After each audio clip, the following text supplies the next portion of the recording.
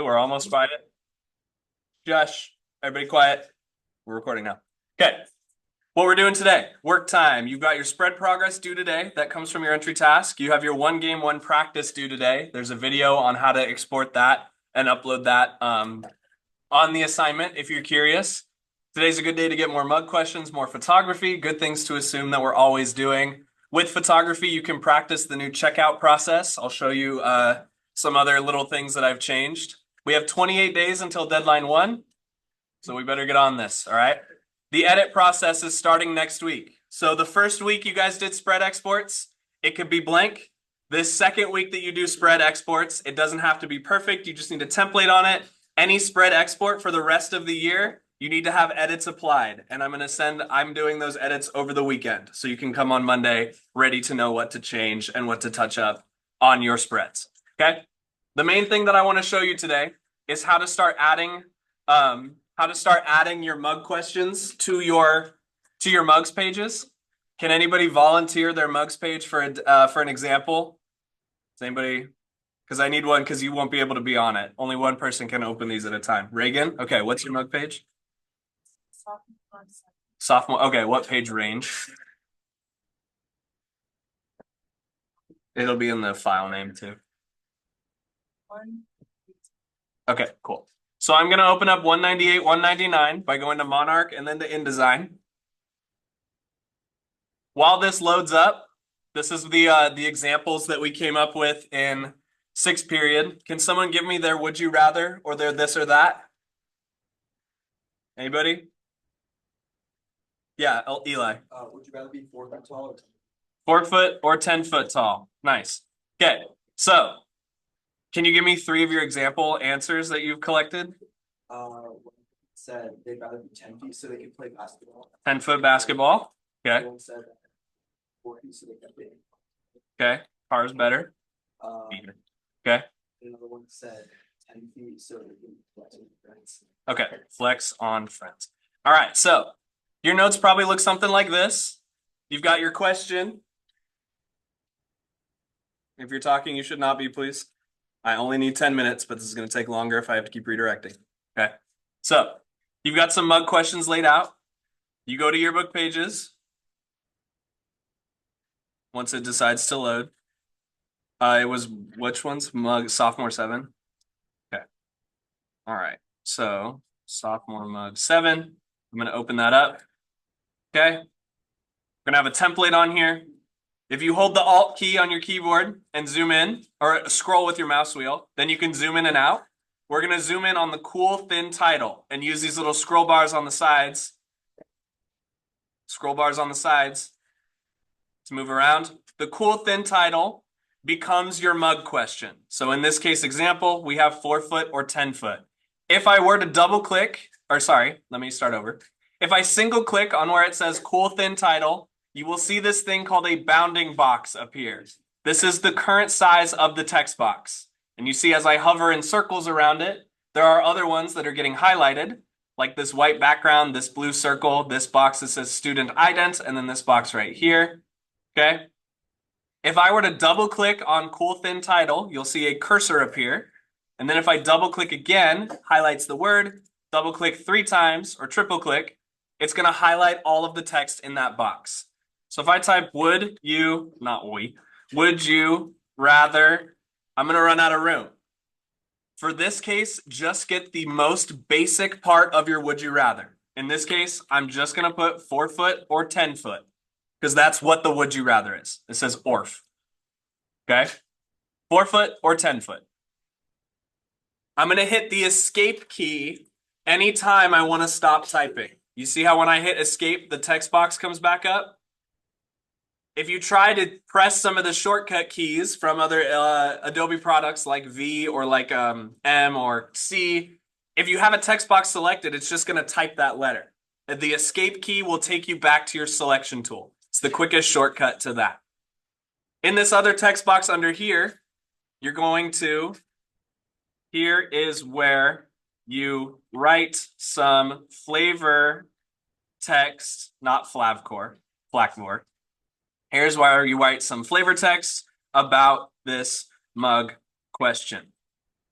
Things you can put in here are things that surprised you, things that you thought were interesting, things that help the reader better understand the question, and generally overall add some more fun reading for whoever purchases this yearbook.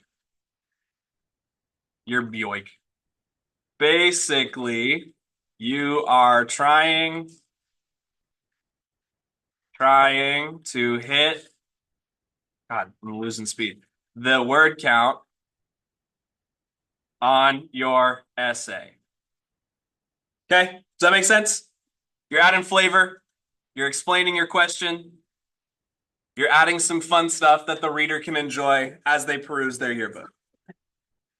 What you put in these sections right here, and you can move over by grabbing this little scroll bar on the bottom. I'm going to hit the escape key to get out of that textbook or text box and start looking at my top 3 answers to this question. All right. You're going to have more than 3. Your job is to pick your top 3. And your editor's job is to ask, is this the best answer for this question? So that collaboratively, we make the best little instance of this 4-foot or 10-foot type question. Okay. Let's say my first student's name is Benjamin Student. Oh no, Benjamin Student's last name is too long. We cannot have any hyphens. We want the names to be the same. I'm going to hit enter on this text box and then escape on my keyboard so that Benjamin Student has 2 full names. Oh no, I haven't saved my document. File, save. That asterisk goes away. Now I haven't lost my progress. Okay. How do you think we abbreviate freshmen? FR, freshmen are for real. Okay. Sophomore does not listen to this rule, but how do we abbreviate sophomore? SOPH. It's the one that has 4. Everybody else gets 2. Sophomore is greedy. Okay. How do you do junior? How do you do senior? Okay. The way that we're going to write them is still grammatically correct. So Benjamin Student is a freshman. I'm going to double click on his text box and then in parentheses add a capital F, a lowercase r, and a period. That's how we know these are freshmen. Check your question. That's true. I didn't think about that. Still helps to add because we always got to put the freshman by the name. So thank you for catching that. So I'm going to hit escape. Hold on, guys. I'm almost done. I'm going to hit escape to get out of that text box. And then I'm going to go into this caption box right here. Double click. And now I'm going to start typing out their answer. Okay. Benjamin Student says he would rather be 10 feet tall so they could be better at basketball. These sentences need to be correctly capitalized and punctuated. Okay, I'm going to hit the escape key and then drag this text box down just a little bit so that it's nice and legible to whoever reads it in the future. All right, I'm going to do this 2 more times and I want your guys' help as I fill this out. My next student, who's also a freshman, is Senjamin Batudens. Okay. Oh no, Senjamin Batudens' last name is too long. What do I do? Enter. Senjamin Batuden is on the freshman mug page. What do I put in the parentheses? What kind of FR? Capital FR? Like that? Lowercase r. Some type of punctuation required? A period. Okay. How do I get out of this text box? Escape. I have escaped the text box. Okay, let's see what Senjamin says for 4 feet versus 10 feet. 4 feet, or Senjamin needs to fit into cars better. Double click, quotation marks, 4 feet, so I can fit into cars better. Period. How do I get out of this text box? Oh God, I'm trapped. Escape. I've escaped the text box. I'm going to click and drag that down a little bit so it's nice and legible. All right. Your final student is Benjamin Bestudent. Okay. What grade is Benjamin Bestudent in? How do I spell that? FR. Okay. Bestudent is too long. What do I do? Enter. How do I get out of this text box that I'm trapped in? So real. Okay. All right. Benjamin says 10 feet tall so he can flex on his friends. I'm going to double click, triple click, Control A. We'll select everything if you want to do that, as long as you're in your text box. Quotation marks, 10 foot so I can flex on my friends. Period. Okay. I'm going to hit Control S because that was a lot of work that I've just done in a very slow program like Monarch that I don't want to do again. All right. This is how you can start adding the flavor of the mug questions that you've been collecting onto your actual spreads. All right. And Reagan, I'm sorry, you're going to have to go and undo all these sentiments out of your spread. All right. This is something that you could do today using your work time, adding your mugs questions or collecting more mugs questions. I'm also going to show you guys a couple quick things that have changed about camera checkout. One of them is this is designed so you don't have to ask me. You can check these out yourself. Okay? QR code right here is where you start. That has the Google form where you put your name, the event, the camera tag, the lens tag, and the SD card number. In the bottom drawer, you will find a delicious mug full of SD cards that have been labeled with their number on them. So piping hot. It's delicious. Okay?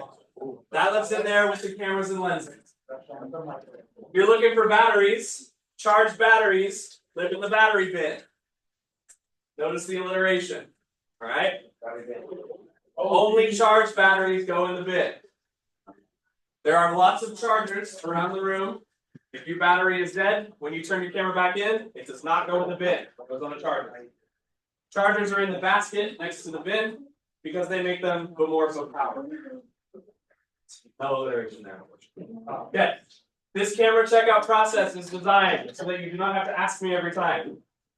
You can fill it out yourself. These drawers remain unlocked during 6th and 7th period. You can keep your cameras for a max of 5 days.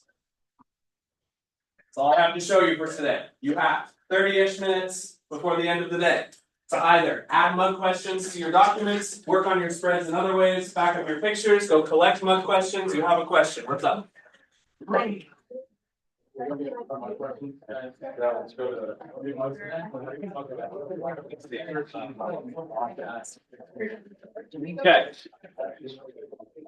All right.